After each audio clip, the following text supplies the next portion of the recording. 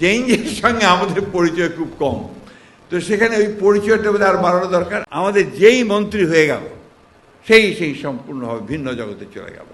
তার সেলিউট, তার বাঁশি, গাড়ির সামনে একটা গাড়ি, পেছনে আরেকটা গাড়ি, এই যে মানসিকতাটা তৈরি হয়, এই মানসিকতাটা কিন্তু আমাকে ধীরে ধীরে ওই ডিক্টেটরের দিকে নিয়ে যায়।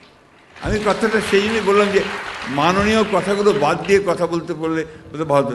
মিস্টার স্পিকার, প্রাইম মিনিস্টার বললে তো যথেষ্ট হয়, তাই না? আমরা মনে হয় যে আমাদের নতুন ছেলেরা এই বিষয়টা চালু করবে, তাহলে আমি মনে করবো যে অন্তত একটা বিষয়ে আমরা আমাদের কালচারের একটা জায়গাতে পৌঁছতে সক্ষম হব। সময় তো ভালো যাচ্ছে না এখন, অনেকেই অনেক কথা বলছেন, অনেকেই মন খারাপ করছেন, ভালো রাখছেন।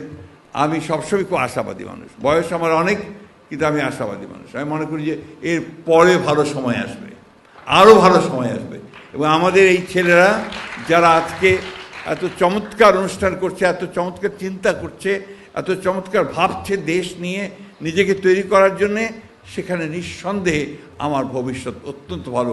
আমি ভবিষ্যৎকে ব্রাইট দেখি, আমি উজ্জ্বল দেখি।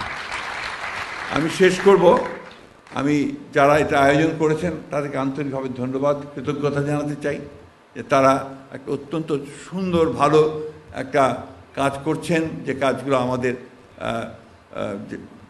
নতুন প্রজন্মকে কি যেন বলে, তোমার জেনে কি বলে, জেন বলতে আরও ছোটো নাকি, আরও ছোট। তো এই চেঞ্জের সঙ্গে আমাদের পরিচয় খুব কম। তো সেখানে ওই পরিচয়টা বোধহয় আর বাড়ানো দরকার। আরেকটা বড় একটা গ্যাপ আছে কিন্তু, যেটা হচ্ছে যে ঢাকাতে যে চিন্তাভাবনা, আমার ঠাকুর গায়ের নাড়গুলো কিন্তু সেই চিন্তাভাবনা না।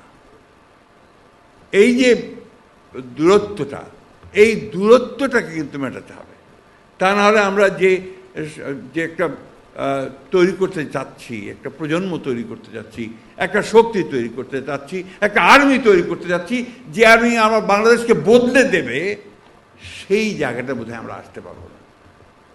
আমি অনুরোধ করব, আমি আয়োজকদেরকে, আমি অত্যন্ত গর্বিত বোধ করছি যে আমি তাদের সঙ্গে ছিলাম অনেক আগে, ঢাকা কলেজের ছাত্র ছিলাম অনেক আগে, সেই বাংলাদেশ সৃষ্টির আগে 1963-65 সালে আমি ছাত্র ছিলাম, আর শিক্ষক হয়েছিলাম 73-75 সালে, ওই সময়টাতে।